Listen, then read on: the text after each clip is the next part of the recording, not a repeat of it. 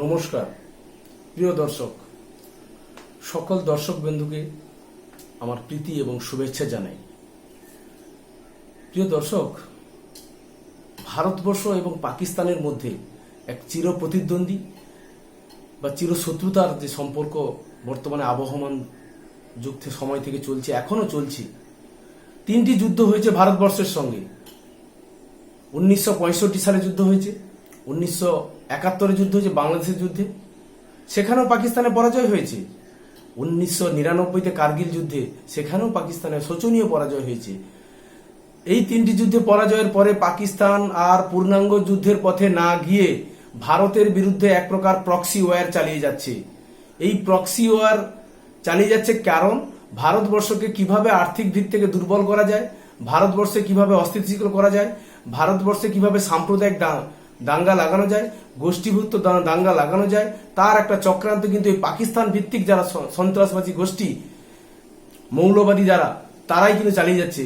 এবং একটি দেশ সন্ত্রাসবাদকে স্পন্সর করে ভারতের বিরুদ্ধে কার্যকলাপ চালিয়ে যাচ্ছে। ভাবুন, পৃথিবীর একটি দেশ 2025 সালে একটি দেশ এখনো চালিয়ে যাচ্ছে সন্ত্রাসবাদকে প্রমোট করে। তাদের দেশের এজেন্ডা হচ্ছে সন্ত্রাসবাদ। পাকিস্তানের যে এজেন্ডা আমরা যদি লক্ষ্য করে দেখি, সে যে কোনো রাজনৈতিক কারবারি হতে পারে। রাজনৈতিক নেতৃবৃন্দ থেকে সেনাবাহিনীর ক্ষমতা ওখানে সবচেয়ে বেশি। রাজনৈতিক নেতৃবৃন্দের মধ্যে কোনো ক্ষমতা নেই। সেনাবাহিনী যদি সন্তুষ্ট থাকে তবে সে রাজনৈতিক শাসক ক্ষমতায় থাকতে পারবে, না হলে তাদেরকে চলে যেতে হবে। এই জন্যই তো পাকিস্তানে বারবার সেনাবাহিনী শাসন প্রতিষ্ঠিত হয়েছে। এইভাবে যে শেহবাজ শরীফ বর্তমানে প্রধানমন্ত্রী রয়েছে, তার কতটুকু ক্ষমতা? যেটুকু ক্ষমতা ভোগ করছেন পাক সেনাপ্রধান জেনারেল আসিফ মনির, তিনি সর্বোচ্চ ক্ষমতা ভোগ করছেন। তবে এই বারবার যুদ্ধে পরাজয় হয়ে পাকিস্তান কিন্তু তার পথ না বদলে আবার সেই সন্ত্রাসকে মদত দিয়ে কিন্তু কাজটা চালিয়ে যাচ্ছে। আগামী দিনেও বলছি, আমাদের গেম চেঞ্জার হচ্ছে S-400 মিসাইল ডিফেন্স সিস্টেম। আমাদের ন্যাশনাল আর্মি, ইন্ডিয়ান আর্মি, যে আর্মি ভারতবর্ষকে সুরক্ষিত রাখার জন্য জীবন প্রাণ দিয়ে লড়াই করছে সেনা সীমান্তে, তার জন্যই তো আমরা সুরক্ষিত রয়েছি। তাদেরকে আমাদের সকল ভারতবাসীর তরফ থেকে আবারও স্যালুট জানাই, নমস্কার জানাই। আপনারা ডিউটি করছেন বলে, আপনারা দেশ মাতৃকার রক্ষার জন্য বলিদান দিচ্ছেন বলে কিন্তু আমরা সুরক্ষিত, আমরা শান্তিতে রয়েছি। এ ক্রেডিট আপনাদের, এ ক্রেডিট আমাদের নয়। আমরা ভারতের জনগণ হিসাবে আপনাদের পাশে রয়েছি। ইন্ডিয়ান আর্মির জন্য আমরা গর্বিত। আজকে পাকিস্তান কেন বারবার যুদ্ধে পরাজিত হচ্ছে? ধর্ম আর অধর্মের যদি যুদ্ধ হয়, সেখানে ধর্ম বারবার জিতবে, অধর্ম বারবার পরাজিত হবে, অধর্ম বারবার হেরে যাবে। কারণ ধর্মেও জিত হবেই। ভারতবর্ষ কোনো সন্ত্রাসবাদী দেশ নয়, ভারতবর্ষ কোনো জঙ্গিদের আশ্রয় দেয় না, ভারতবর্ষ কখনো কোনো দেশের বিরুদ্ধে আগ্রাসন দেখায় না। ভারতবর্ষ একটি শান্তিকামী দেশ, উন্নয়নশীল দেশ। পৃথিবীর মানচিত্রে ভারতবর্ষ একটা স্থান করে নিয়েছে পৃথিবীর চতুর্থ বৃহৎ অর্থনীতি দেশ হিসাবে, এবং উন্নতির শিখরে যাচ্ছে ভারতবর্ষ খুব দ্রুত। আগামীতে ভারতবর্ষ তৃতীয় অর্থনীতি দেশ হতে পারে। এবং মিলিটারি পাওয়ারের দিক থেকে, সৈন্য ক্ষমতার দিক থেকে ভারতবর্ষ আজকের তৃতীয় এবং চতুর্থ স্থানে অবস্থান করছে।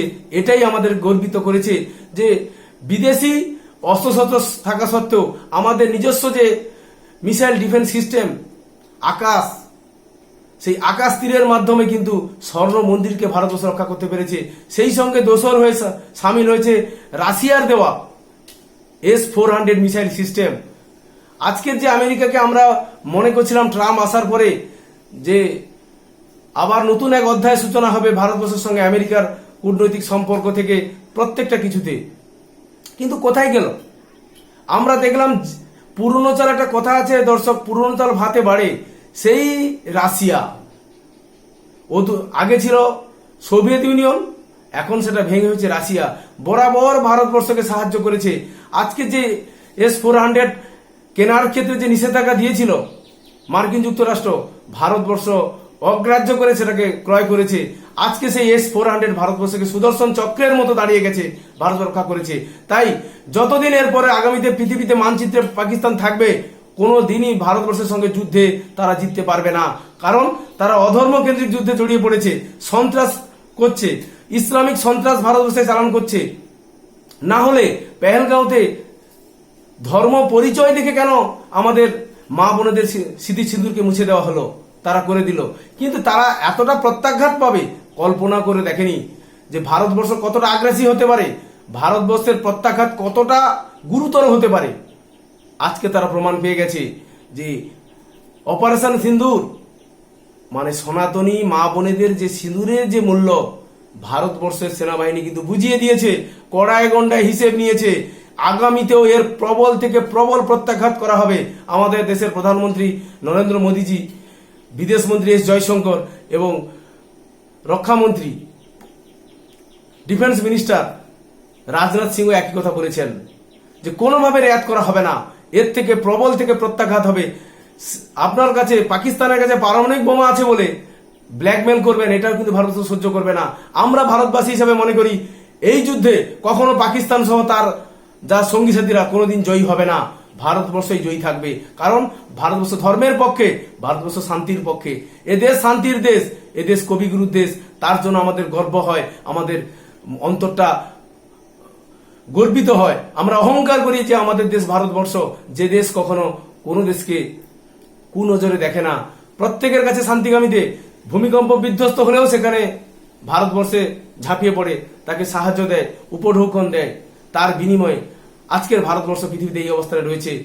তাই এইটুকু কথা বলে যা আজকে যারা পাকিস্তানের, যারা বাংলাদেশের পাকিস্তানপন্থী হিসেবে কাজ করছেন, আপনারা জেনে রাখুন কোনোদিনই আপনাদের মনোবাঞ্ছা সফল হবে না। মনে রাখুন, কৃতজ্ঞ থাকুন যে ভারতবর্ষ একদিন আপনাদের পাশে 1971-এর পাশে দাঁড়িয়ে আপনাদের স্বাধীন করেছে। আজকে তার বিনিময়ে আপনারা বলতে পারছেন আমরা স্বাধীন বাংলাদেশ।